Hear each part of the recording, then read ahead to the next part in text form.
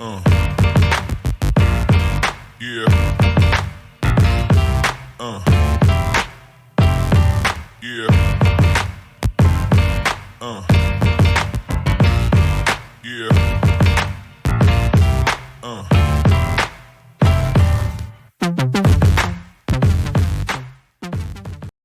All right. All right. Welcome, welcome, welcome. Thank you for coming on the show to talk Thank about your you. book. Okay. Yes, so Thank we you. have Nafeesha Harris-Mendoza. She has written a book called As I Grow, Mm-hmm. Shauns Life. Mm-hmm. So thank you so much for coming on. We Thank you are for here to having talk me. about your book, to answer any questions, and just Mm-hmm. tell your story and give out your story for what you would want your listeners to Okay. hear. Okay. Okay. So Okay. first of all, Nafisia, thank you, thank you, thank you. All right. Thank you for Yeah. having me. Yay. Thank you for being an author and a writer. I know that's Yes. not something that's easy to do. Oh. Putting Oh yeah. time aside to write something Mm-hmm. down. So tell me about how you made the cover. The cover. Well, pretty much it is my children. It's my son and it's my granddaughter. Because it is a children's book. So I wanted to use some real life people that I kind of help raise actually. So I used the likeness of my son and his daughter. But if you see the picture, it's a boy. So I wanted the child to be a boy. So I just used her likeness, but made the character a boy instead. Yeah, so Okay. that's the front cover. How did your Yeah. son feel about it? He liked it. He was like, "Really, mom?" He was excited. You gonna have me? He was kind of like, "How you gonna have my pictures looking?" Because he has dreadlocks, and he was like, "Wait till I get my hair done." I said, "Well, it's just a cartoon. It's not. They're not gonna really see how your hair look, but yeah." So he was concerned about how the pictures was gonna look, but he liked it. He was like, "Okay, I like it. Good idea." Now, Yeah. is that a photo of the drawing is like a photo that you drew off of? It's Yeah, an actual photo. I sent it to the illustrator, and they drew exactly what I gave them. Yep. nice. Yeah, that's a nice Yeah. color. And then the yellow is so vibrant; it just makes you want to Yes. pick up the book. Yeah. Yes, it does. Thank you. Yes, it does. So, Nafisia, can you tell me how did the book come about, and what inspired you to write As I Grow? Okay. So, well, I wrote it during COVID. So, 2020, we were all in the house. So, first of all, a little bit about myself. I am a teacher. I'm an educator. And I have a specialization in special education. So I do work with children who have ADHD and autism as well. So I wrote it during COVID. We had all that downtime. We were not in class. We were not in session. We were at home. So I just started writing about the things because I was still doing work for the school, on a computer. We was doing it that way. So I just was thinking about how my children are being affected. They're not in the classroom and things like that. And I just started writing, jotting down things that I do in the class or do the thing. I was jotting down things that my children was going through because this book really is like in the eyes of the child and really not the educator. So this is like a infant child becoming a toddler and their thoughts and their feelings actually. So, how long have you been a teacher? Hmm, about 8, 9 years. Yeah, Wow. Okay. a little So while. you Yeah, have firsthand on dealing with children and their yeah. reactions, and of course, kids have feedback too, and they're open Yes, they do. criticism. Yes. Yes, yes, they do. Yes, yes. I always started with infants and then worked my way up to preschool and kindergartens. So it's yeah, I've been with children for a little while. Yeah, yeah. And kids are so honest, and but they have an innocence about their Ooh, honesty. oh yeah, We can they even definitely just do. laugh a little bit, like, "Oh, Yeah, he's cute." It's cute, and then it makes you start to think like, oh, well, maybe I need to, yeah. Their honesty is refreshing. It is, yes, Okay, yeah, it yes, is. It it is. is, So, for it is. readers who haven't read your book yet, and without giving much information away, could we have a sneak of what we Hmm. expect in the book? As far as themes, what are some of your subject lines? And as we grow, Okay, so like I was saying, it is a book in the eyes of the child. So I made this book for educators and for parents, and some parents who are struggling with understanding their child, like the infant and the toddler. Like, it's very funny, but very realistic. And I did get some information from some of the teachers who have PhDs and some of the doctors who, pediatricians and things like that. Like, what does this child go through when they're experiencing this? And we also talk to behaviorists, people who work with children with autism and ADHD. So looking at all those aspects is what readers is going to want to hear or look and say, maybe that is what my child was going through, and maybe it is what my child was thinking. And it's like I said, it's funny, and it have you like saying, is my child really saying that or thinking that?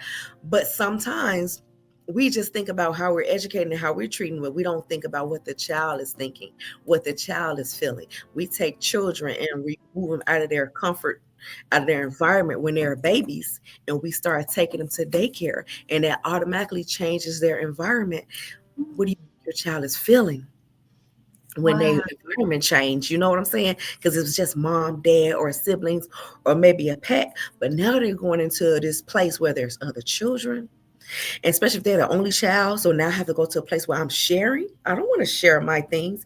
It's mine. There's the toddler. It's a thing called the toddler's creed, where it says the child, if I looked at it, it's mine. If I touched it, it's mine. If I licked it, it's mine. So it's like everything is mine. You can't have it. So there's something that's just the way they learn. So the environment changes. So this is a good read, especially educators, young educators who is struggling, or young parents who are struggling with their first child and was like, okay, maybe I should be more sensitive to what my child is feeling, you know? and I would think even also for moms to be, because I know with my first child, I did not Yeah, understand what was going on, and then I started taking her right. to daycares, and she was cry and cry. I know one Yes.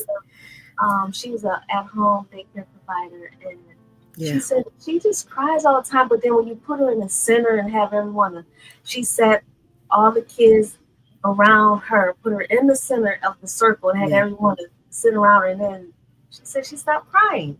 But She then when stopped the crying. attention wasn't on her, she would cry and cry and cry. And I did not understand that. And that Yep. was my That first was child. So I all had wished right. I had the book, for a mother. Yeah, that I think that would be yes, really mothers to be. Yeah, because that was that one-on-one time that she was getting. And especially if you come in there and if you talk to another child, it's gonna be like, that's my mom. Why are you talking to?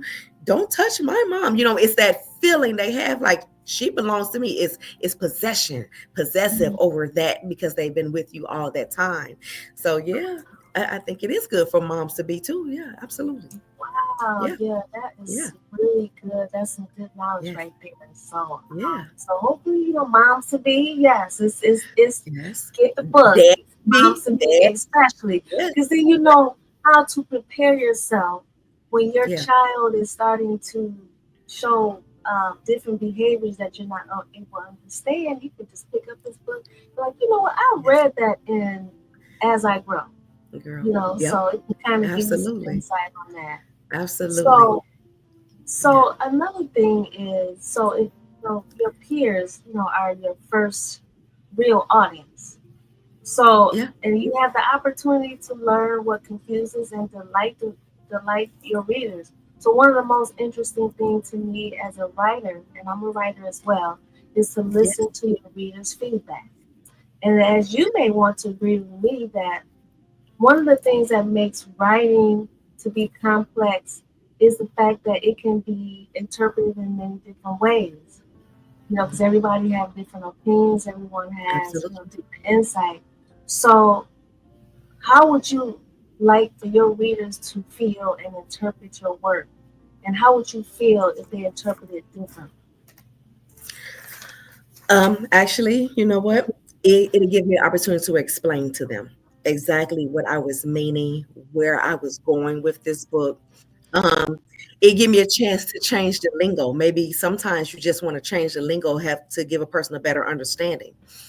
Um, so if they thought of it in a different way, that's probably an opportunity for me to look and say, okay, well, maybe there's opportunity for another book, because which I will make another book eventually, but that's a chance to say, okay, so they didn't quite get where I was going with this book.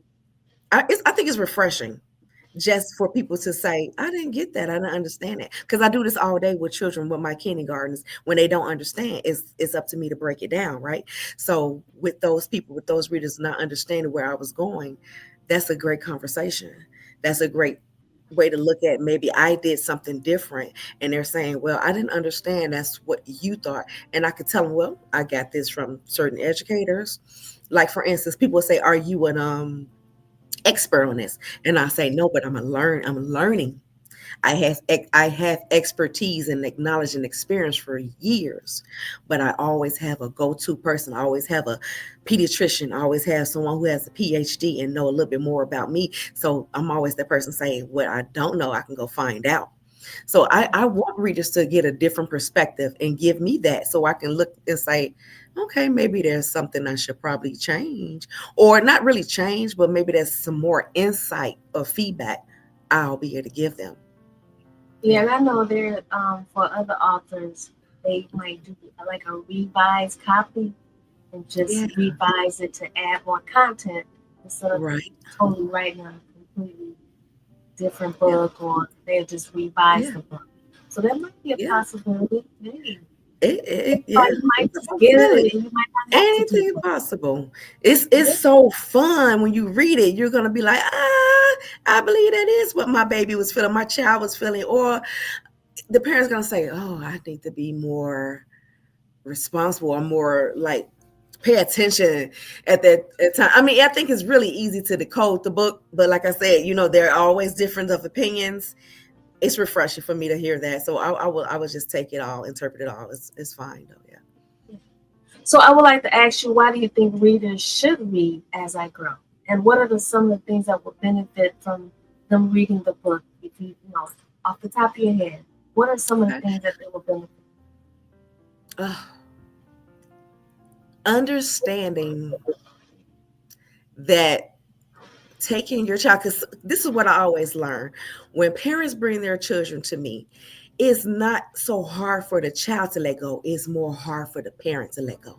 I have parents who will linger and they'll sit and cry because it's their child's first day of school and they don't want to let go. So I have to comfort them and say, you can call all day, you can video chat with me, he is going to be fine, he's going to be okay.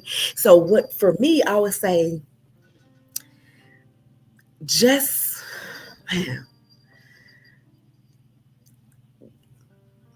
I think I'm lost for words. It's like that's it right there. It's just, you know, So I'm sure there's a lot that they can benefit from. I mean, yeah, probably from the front to the back, I'm sure there's something that they will be able to relate to. Situations definitely.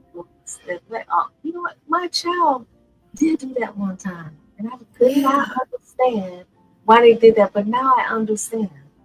yeah. So It I, is an I educational journey. I say it is an educational journey. You're getting to look at yourself different through your child's eyes. Because, like I said, the whole book is really through the child, how he's feeling, and it's really funny. Like there's one part in there that children cry really hard when they're growing teeth, right? They're cutting teeth, is what we call it. And he says in the book, you will cry too if your skull broke, meaning broke, your skull is breaking. Teeth is a part of the skull. So that means they're breaking through the skull. So it's like that is what's happening to my baby. His teeth is breaking through his skull. And that's why he's crying, because pretty much that's what it is. So I think what readers will learn to take from this is learning or thinking outside of the box and saying, Yeah. what is my baby thinking? What is my child thinking? And You I know, think of one situation, and my daughter had me mhm. laughing so hard. And it's amazing that the way we think is can be totally different the way they think. One time Yeah. I think I bumped my head and I had left like a dark spot. And Hmm. she had to be maybe two. And she said, Mommy, you have an eye in the middle of your head or something like that. Oh, Mommy, you wow. have an eye on your forehead. I'm like, and all you think I can do is just laugh. Like that was Laugh. amazing how she came up Hush. with me having an eye right here when actually I Yeah. was only thinking I had a scar, like a bump. Hmm. You know, 'cause I bumped my Yeah. head, so it left a Right. bump, but she felt like it was an eye. You know, That was so that brutal honesty and what they see. Is black and white with children. There's no gray area. It's just I see an eye, and that's what it is. So they just speak their right. And when mind. she right, and They I speak their felt that mind. I'm like, she's brilliant, and that's my first Yeah. child. Yeah. So Yeah. I Yeah. felt Yeah. that Yeah. everything was so cute. I'm like, she Yeah. is so smart. She is Yeah. brilliant. They Yeah, are. so They are. we don't think like them. Yeah. They are just so innocent and pure, and they just Yeah. kind of just come Yeah. up with whatever they feel that's what it, they think Absolutely. it is. Yeah. Yeah, so that's good. Absolutely. So yeah, I'm sure they will get benefit from a Yeah. lot from the book. And so when you were writing the book, you know, 'cause I know Hmm. sometimes we get writer's block. Was there any time where you had writer's block? Because sometimes, you know, you can come up with a word and then the word turns into a sentence. Then before you know, you have a whole paragraph in a book. So how did you start off with writing?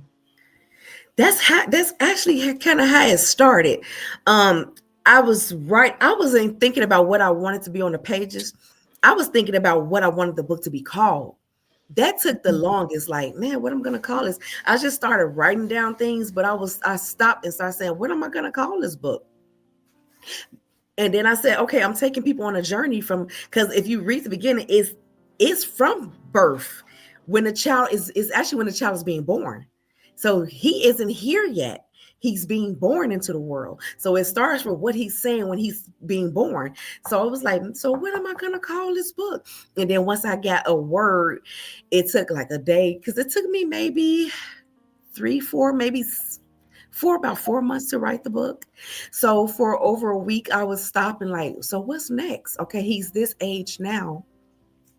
What's next? What can else can I bring into his life? And then I start automatically writing for the second book. Like, oh wait, we ain't got there yet. Let me go back to this book and finish what I started with this. So I did get writer's block and like I don't know what to say next. And then moments that just started flowing and it just started flowing. I was like, okay, I remember when this happened when I was in the daycare, and I remember this. And we call it continuity of care, which is when you start when the child is an infant, and then you move on until they become a toddler, and then you move on till they become a kindergartner. So yeah, I did get a little bit of writer's block, but I got it done. It only took you 4 months though. That's really good.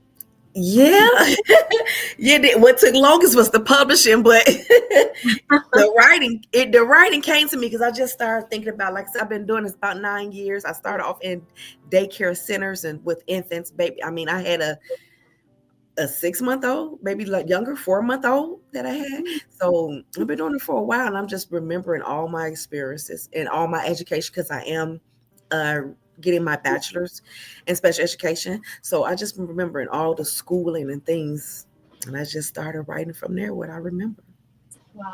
Yeah. So from apart from as I grow, do you have other work that you're currently working on? Oh, absolutely. It's going to be chapter two of his story, of course, the second book of continuing his story as he's growing, because he's growing. He has to grow. And I don't know if I'm going to have him grow all the way into a man. I may just stop at teenager. but but yeah, that's that. But besides children books, I'm also going to write my autobiography of my life. Hmm. So it's gonna be a switch, like children's book to something very personal. So I wanted to do that first, but then I said I will wait on that because my focus is really education right now and special education. So one day there's going to be an autobiography. Yeah. Okay. Well, we look forward to that. So tell us what publishing was like. Did you self-publish or you went through the traditional publishing?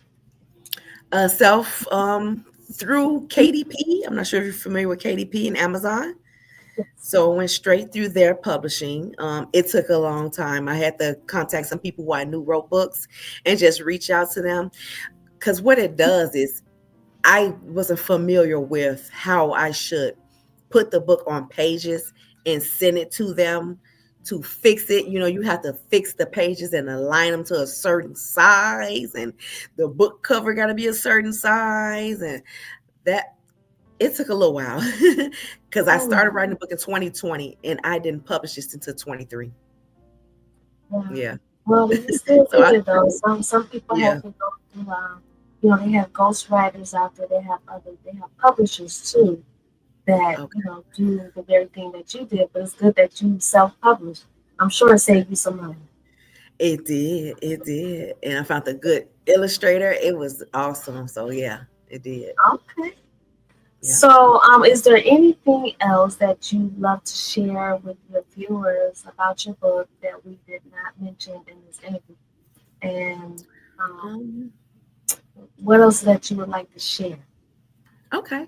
Well, like I said, the book really is it's a labor of love, and I put my loves inside the book, the front cover, and most of the pictures are my family. It is my son, it is my grandchild, but I also have my nephew in there, and I have my daughter pictures. And when you get to the back of the book, I have the actual pictures, photographs of my family that are illustrated, so you get to see the actual picture of them.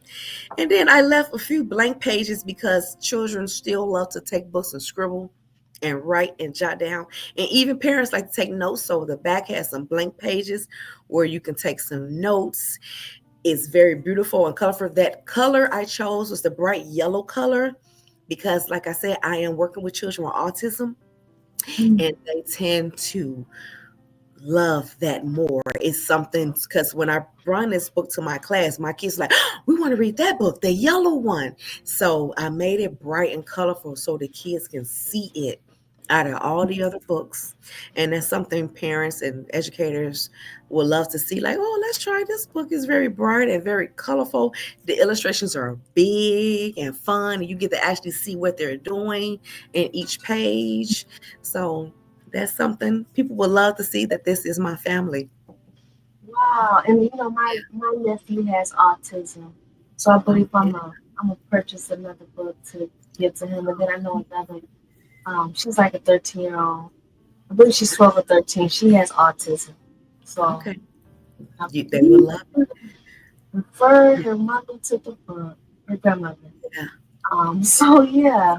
So as a published author, what was Mhm. your struggles? What was my struggles? Yes. Oh, that actually, because like I said, when I was writing it, it was during COVID, and the struggle was thinking about how I was going to publish this book. Income wise, I was worried and concerned, like, would I ever get it finished? Will I be able to afford to get it published?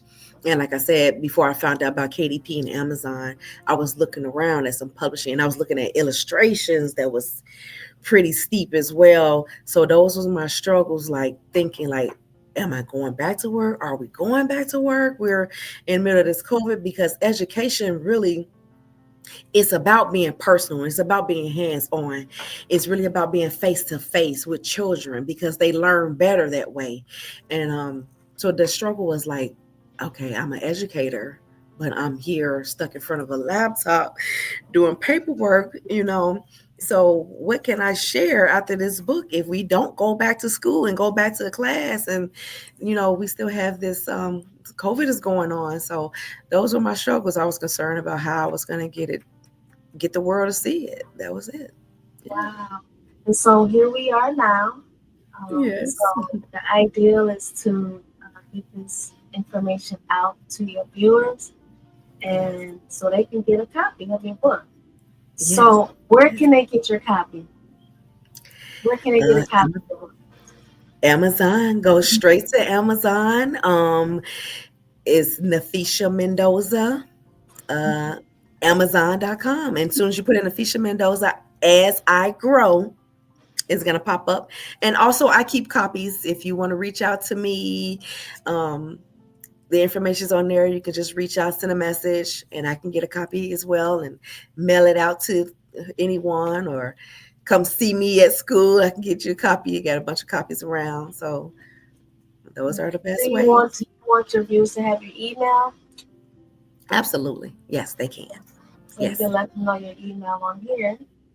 What is Okay, it? so it's F as in Frank, E as in Echo, F as in Frank, E as in Echo, C Cat, E Echo, O Oscar. So that's Fifi CEO at Yahoo or at gmail.com. All right. Well, thank you so much for coming on Inspireneer and talking about your book. Yes. We'd love to see you again, and we can Yes, talk about absolutely. any more additional copies that come out or anything that you have inspiring. I know that you're a teacher, so I'm sure you have inspiring stories about your students in the classroom. So Absolutely. thank you again, and congratulations to your book. Thank you so much. Thank you for having me. You're welcome.